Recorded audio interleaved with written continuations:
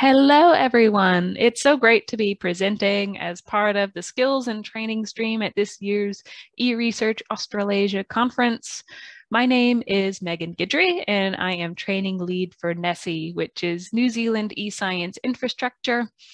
Now, this talk is a brief overview of the lessons the NeSI training team has learned as we develop our training service. But before I get into some of these lessons learned, I'm going to provide a little bit of context regarding what NeSI is and how we approach training as an organization. The NeSI's purpose is to grow the computational capability of New Zealand researchers to ensure our future prosperity. We're a national e-research infrastructure provider and have four main services we provide to the e-research sector in New Zealand. And in this talk, we're going to be focusing in on training, specifically the challenges we've come across and the ways we've addressed some of these challenges as leaders in the e-research capability development in New Zealand. Now, without getting too deep into our training strategy, I would like to quickly address NeSI's approach to training for just a bit of context. Now, we first of all rely on building community very heavily because learning doesn't happen in one-off events, but does happen when people consistently have access to skill building opportunities. So we try to be aware of how our efforts slot into a larger training ecosystem. And we recognize that the connections we cultivate is what ultimately holds our training strategy together. Second, what we offer must be of value to the end user, and this is to the researcher. At the end of the day, if the researcher isn't happy or can't see value in what they are learning at a workshop, or new instructors don't see the point in teaching workshops to their community, the training ecosystem falls flat. And finally, we must leverage our efforts whenever possible because we're a small team at NeSI and there is increasing demand for skill building opportunities. So this is why NeSI chooses to do things that create a ripple effect in the training ecosystem. Things like sending people to carpentry's instructor training so they can feel empowered to pass along their skills to many more colleagues or coworkers than we could reach if we were trying to deliver training all by ourselves. So, with that bit of context in mind, let's move on to the interesting stuff, the lessons learned. So challenge number one, more institutions have been requesting something that I have started calling the What is NeSI session.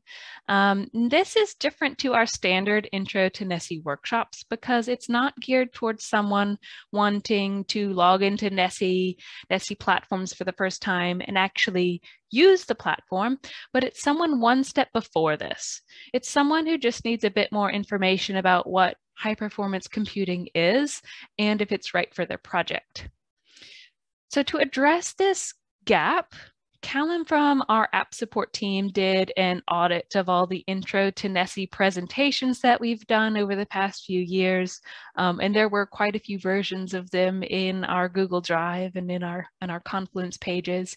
And also Anthony, whose picture you see on your screen, who's been the main man behind our intro to NeSI onboarding workshops, has started to define the different learning outcomes we should expect from someone attending the What is NeSI session versus a standard onboarding intro to NeSI session.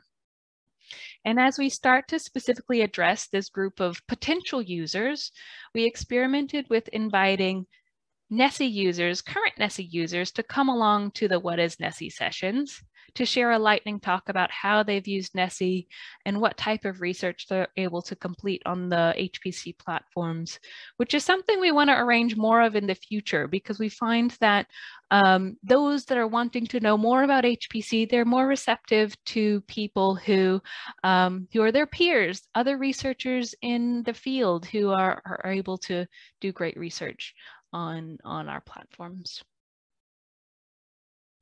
Next, so challenge number two. As I was getting more familiar with the carpentries and instructor trainings the past couple of years, I started to notice that new instructors that have gone through Carpentry's instructor training program, they may have technical expertise and they may have teaching skills from attending instructor training, but they don't necessarily know how to coordinate and prepare for a workshop. Now, a bit of context for anyone unfamiliar with the Carpentries. The Carpentries is a nonprofit organization that teaches coding and data management skills to researchers through instructional workshops.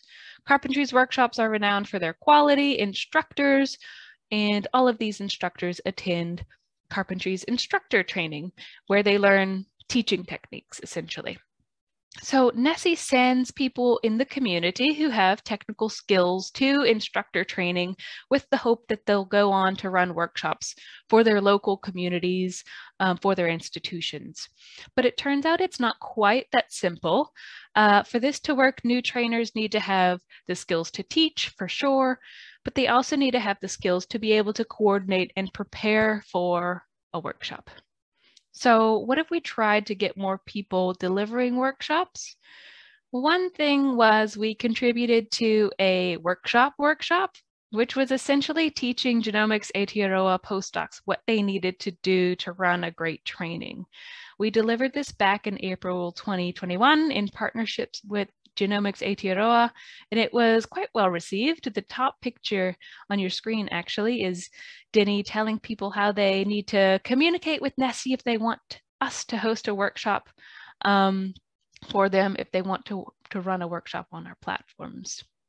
We've also tried mentoring a new instructor from Massey University as she planned her very first workshop. So she was quite grateful for the opportunity to get a little bit more one-on-one help as she went through all the motions and the steps of planning and delivering her first workshop. And she didn't realize NeSI could help her in this way. So it was a successful experiment and something we probably would want to repeat in the future and figure out how we can do these sort of mentorship arrangements a bit more often.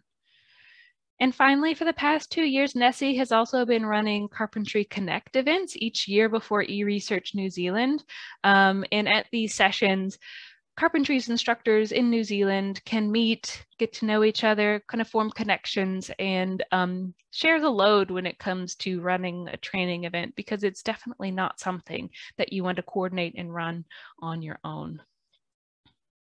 And another thing we've done for new instructors quite recently is upload a workshop work-back plan template to Figshare, which is essentially a resource available online for anyone to use that provides a step-by-step checklist of things to consider when you're planning a training event.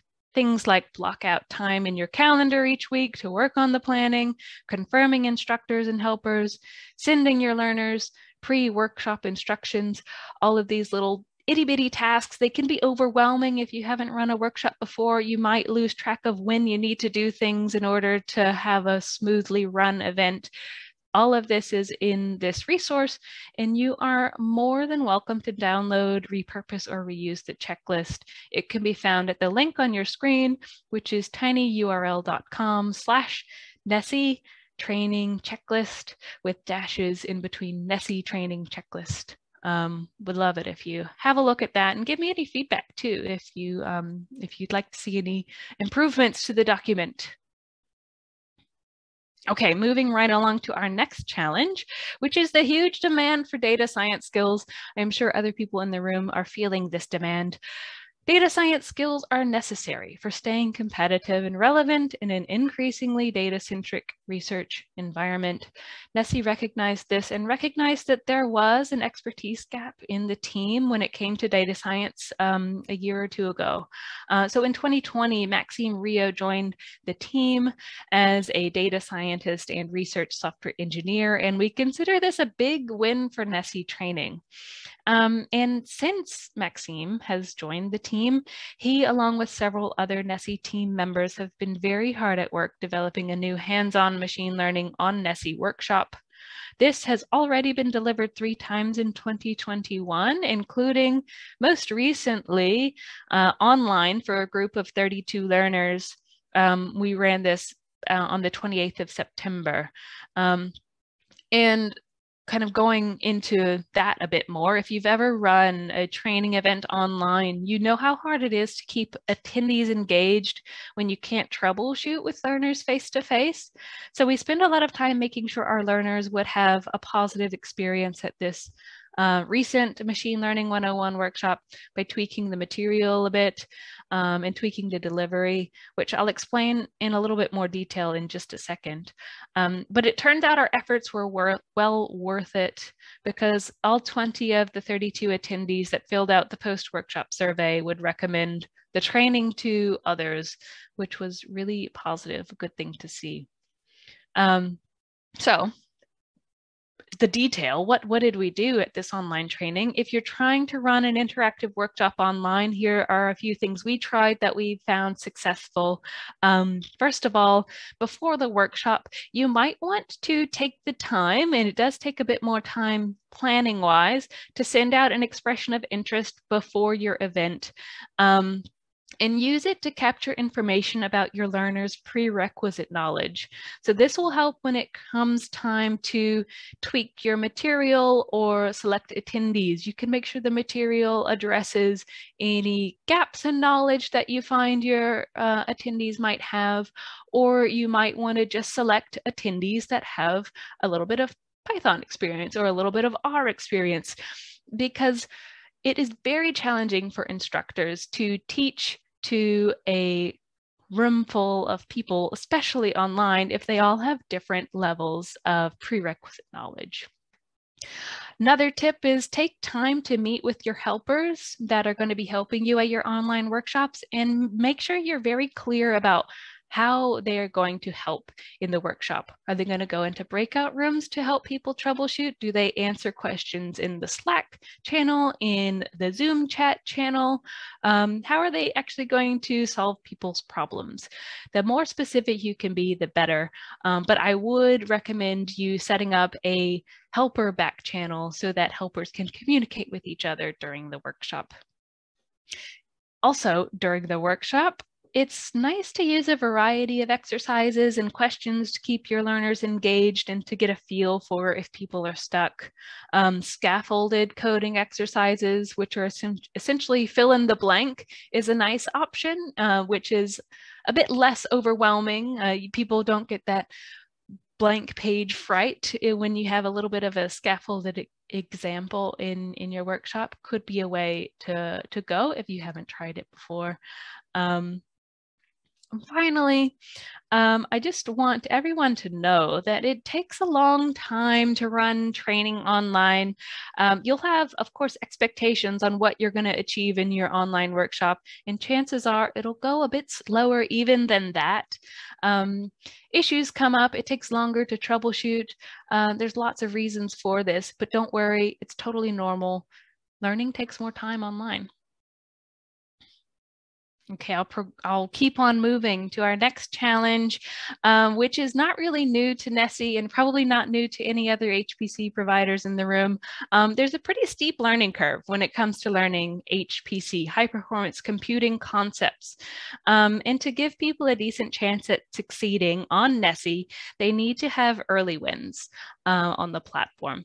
And getting Jupyter on NeSI up and running really was a game changer for learners and instructors attending workshops that were run on NeSI platforms.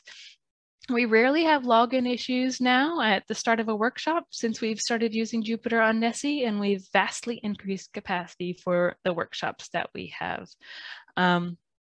Also, in the past year, people around the globe have been improving HPC carpentry curriculum.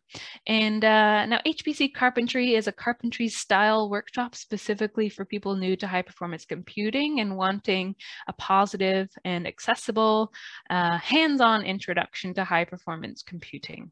We've been keeping an eye on this progress and what the HPC global community has been doing. And two members of our NeSI team, Wally and Wes Harrell in particular, have tweaked this HPC carpentry material so that we can deliver this content to NeSI users so that it's NeSI specific. And they delivered a portion of this workshop, this HPC carpentry workshop, for the first time on the 15th of September. It was well received, and we do plan on delivering it again some more and continuing to tweak that HPC carpentry material. But having a hands-on intro to HPC is a really, really big development for us and something that we've wanted to do for quite some time. So, what is next? I'm going to conclude this presentation by saying that NeSI Training, the NeSI Training service is always going to be a work in progress, and we will always find new challenges, but we are striving to be more collaborative when it comes to developing and delivering training. There is no reason to reinvent the wheel, and we would love to work with you if you would like to collaborate. So if you have an idea for a workshop or webinar and think it might be worthwhile to work together, I would love to hear from you. Please flick me a message anytime. My email is on the screen. And if you want to keep an eye on what NeSI is working on in terms of training, I've committed to creating a NeSI training roadmap by the time eResearch New Zealand rolls around in February 2022. So please keep an eye on this space, and hopefully I don't regret making this commitment when February rolls around. And speaking of eResearch New Zealand, submissions are now open for the conference. We would love to see you there. Check out the website for more information about the event, including the conference theme. That's all from me. I will happily take any questions in the portal now. Thank you guys for your attention.